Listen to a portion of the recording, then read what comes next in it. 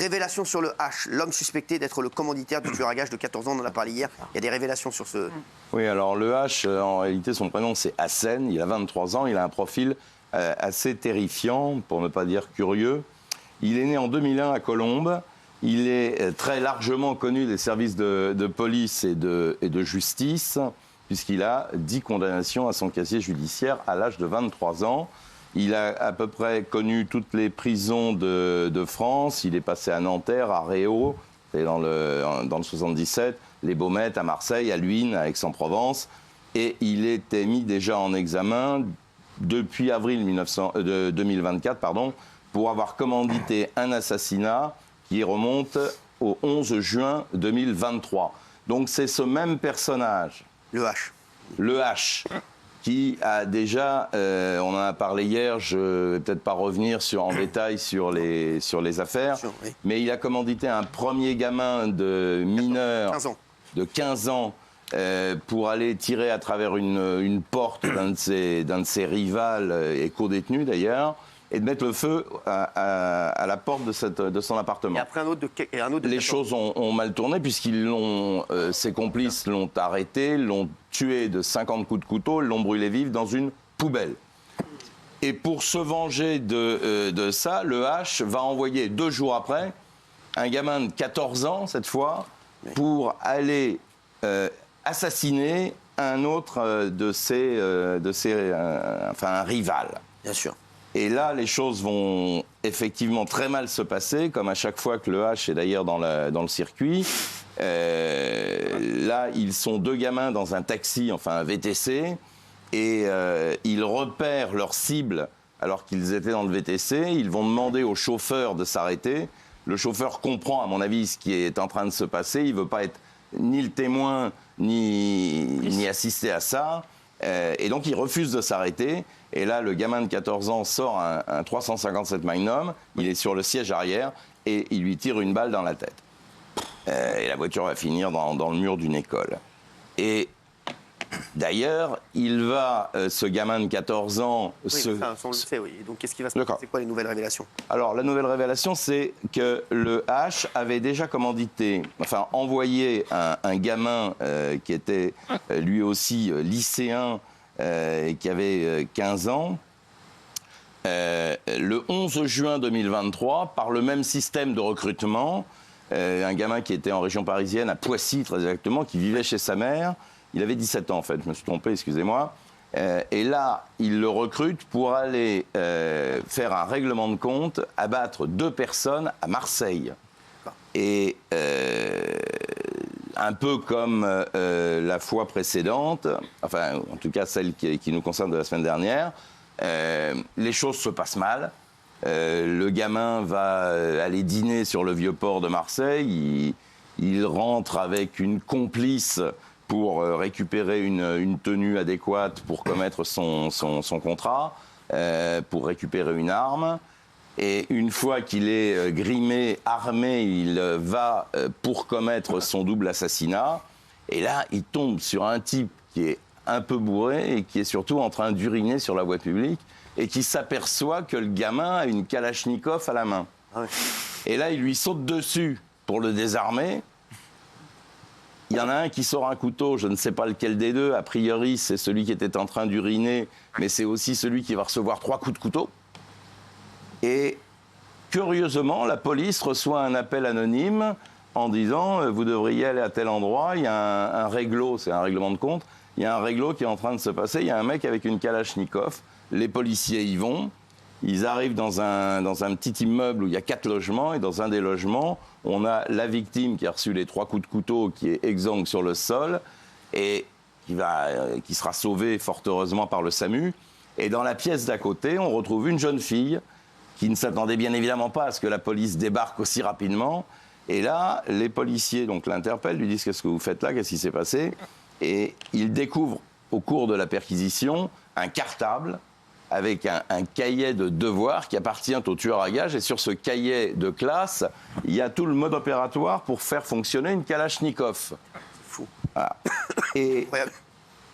Et du coup, évidemment, Ce gamin a été reparti à Poissy, il a été interpellé par la police à plusieurs reprises. Enfin, il a été entendu à plusieurs reprises.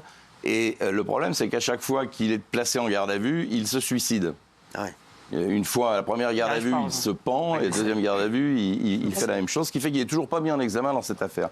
Mais pour en revenir au H, c'est lui, sur les 3 affaires que je viens d'énumérer, qui est à la fois le donneur d'ordre, et il le donne depuis sa prison. À des mineurs, à chaque fois. Et à chaque fois. Drame à Tourcoing, la professeure qui demande de retirer son voile à une élève, l'élève l'agresse violemment. On a toutes les informations sur cette affaire dont tout le monde a parlé aujourd'hui. Effectivement, voilà. En fait, ça se passe ce lundi vers 16h40 au lycée Sévigné à Tourcoing. C'est la fin des cours. Et vous avez 2 lycéennes de confession musulmane en fait, qui se changent dans les toilettes de l'école pour enfiler leur voile et sortir de l'établissement. Sauf que le voile est interdit dans l'établissement comme n'importe quel signe religieux. Et donc, il y a une prof en fait, qui tombe sur elle à la sortie des toilettes de l'établissement et qui leur demande évidemment de retirer leur voile le temps de sortir de l'établissement, d'aller à la sortie. Vous en avez une des 2 qui dit « Ok, j'enlève mon voile » et l'autre qui refuse et qui se montre extrêmement virulente. Et à ce moment-là, elle insulte en fait l'enseignante. Et à ce moment-là, l'enseignante essaye d'empêcher cet élève de sortir de l'école pour pouvoir prendre son nom et faire un signalement à la direction. Sauf que là, l'élève est hors d'elle et se met à gifler la prof, qui en retour, dans un réflexe de défense, la gifle à son tour. Et là, la situation dégénère totalement, puisqu'en fait, l'enseignante est rouée de coups par l'élève, devant une vingtaine d'ailleurs d'élèves, et puis prend la fuite. Alors évidemment, la professeure, dans la journée, va porter plainte. Cette plainte est prise très au sérieux et la lycéenne est interpellée le même jour, quelques heures plus tard, à 18h40 hier, donc, interpellée chez elle en fin d'après-midi et placée en garde à vue. Alors, elle est inconnue des services de police, mais elle était déjà connue pour des atteintes à la laïcité dans l'établissement. Ce qu'on a appris aujourd'hui, c'est que cette garde à vue avait été prolongée de 24 heures pour permettre les investigations. Et ces investigations ont notamment permis aux policiers de regarder les images de vidéosurveillance qui donnent raison, en tous les cas, à la version des faits de l'enseignante. D'ailleurs, l'élève elle-même a reconnu le déroulement des faits globalement. Et selon une source policière, eh bien, la lycéenne sera présentée demain à un procureur de la République et devrait passer en comparution immédiate demain après-midi. Pourquoi ? Alors, je ne sais pas exactement les qualifications qui ont été retenues. En tous les cas, la prof, elle a quand même reçu 3 jours d'ITT. C'est pour vous dire la violence. Elle a 1 semaine d'arrêt maladie. Les cours ont été suspendus ce matin à l'établissement parce que les professeurs, évidemment, sont solidaires de leur collègue qui a été agressé. Mais d'un autre côté, vous avez des élèves qui se disent, eux, solidaires de l'élève qui a agressé la prof et qui veulent bloquer l'établissement. Alors, évidemment, l'affaire est exprimée. L'établissement, mais ça, c'est. On va aller bloquer l'établissement, on les fout tous dehors. Et en tous les tous ceux qui ne veulent pas reprendre l'école, ils dégagent. En tout cas, ce qui est sûr, c'est que l'affaire est prise très au sérieux sur le plan sécuritaire et politique, donc ils vont probablement pas laisser faire, puisque évidemment, on sait que l'idéologie islamiste fait peser un grave danger à l'éducation. Vous avez plusieurs professeurs, je pense évidemment à Samuel Paty et à Dominique Bernard, qui ont été tués en France de manière particulièrement ignoble dans l'exercice de leur fonction par des islamistes. Donc évidemment, alerte rouge sur cette affaire. On va passer maintenant à la révélation du jour, et il y a encore des nouvelles affaires pour Dominique Pellicot. 5 nouvelles affaires apparemment. C'est un truc de fou. Ouais, c'est dingue. C'est monsieur tout le monde, c'est ça qui est fou dans la tête des gens au départ. En fait, pas du tout, ouais. Ah oui. On croit, mais non, pas du tout. En fait, je vous avais parlé, vous savez, la dernière fois, de 2 très anciennes affaires dans lesquelles Dominique Pellicot est mis en examen. C'est des affaires qui remontent, l'un, un viol avec un meurtre en 1991 sur une jeune agent immobilier à Paris, et une deuxième agression sexuelle en 1999 en Seine-et-Marne, où on avait retrouvé l'ADN de Dominique Pellicot. Mais en fait, ce n'est pas tout. Alors, pour ces 2 affaires dont je viens de vous parler, Dominique Pellicot est mis en examen, c'est-à-dire qu'on a des très sérieuses preuves contre lui, mais il y a d'autres affaires pour lesquelles on a des soupçons.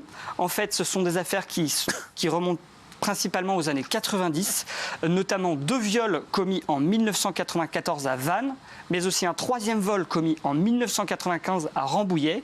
Et vous avez encore 2 autres affaires survenues un peu plus tard dans les années 2000, un meurtre en 2000 dans les Bouches-du-Rhône et une tentative de viol en 2004 à Chelles. Et pourquoi est-ce que la police soupçonne Dominique Pellicot ?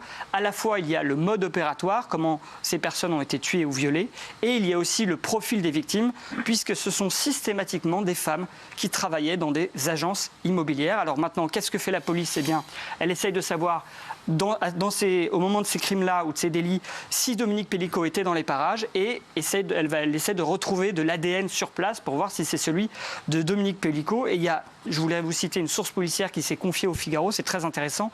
En fait, elle parle de l'affaire de Dominique Pellicot et de Mazan comme un système de poupées russes. Elle dit ceci: Il y a à la fois dans cette affaire des délits de basse intensité, on pense au fait que Dominique Pellico filmait sous les jupes, mais aussi des crimes de grande ampleur, évidemment tout ce qui est viol et meurtre. Et ce que rajoute cette source, c'est finalement Dominique Pellico oscillerait entre les deux.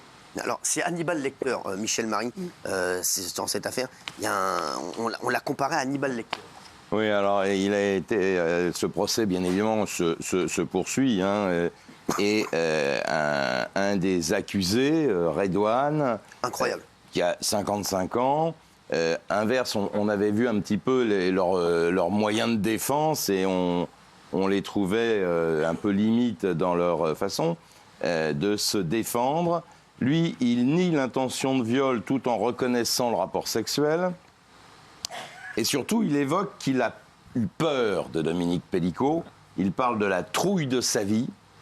Un regard terrifiant, il était directif. J'étais venu pour un moment convivial. On a une photo de Dominique Pellico là. Oui. Voilà. Non, mais voilà, oui, donc oui. Oui. Non, mais Et il se retrouve donc dans la chambre de cette femme qui est en tenue légère, qui ne bouge pas. Et il va, dans sa paranoïa, se dire « elle est morte Oh là !» Et c'est peut-être pour me faire porter la culpabilité de sa mort qu'il m'a fait venir. Et il va tenter de m'impliquer dans son crime. Et c'est en raison de cette peur, poursuit-il, que j'ai fait le bon élève en imposant fellation et pénétration. Et pour le reste, j'ai une amnésie traumatique. Le mec est infirmier anesthésiste. Alors, franchement, Dominique Pellico, quand on le voit comme ça, excusez-moi, hein, c'est quand même... c'est sûr que c'est pas Hannibal Lecter. Voilà, c'est vrai. Voilà, justement, c'est ça qui est dingue. La banalité du On se mal. dit, c'est vraiment un mec qu'on a tous croisé dans la rue.